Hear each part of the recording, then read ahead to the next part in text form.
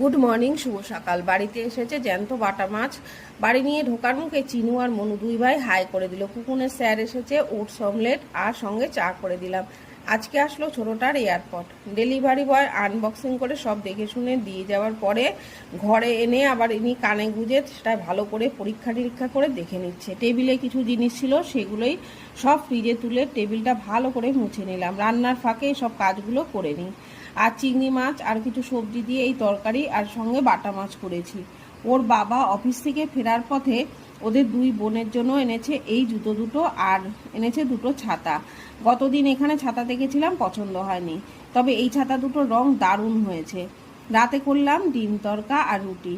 আর এই খাবারগুলো বাড়িতে সবাই ভীষণ পছন্দ করে। এসব করে রান্নাঘরের অবস্থা খারাপ, তাই সেগুলো সব পরিষ্কার করে ওদের খেতে দিয়ে দিলাম। Thanks for watching. টাটা।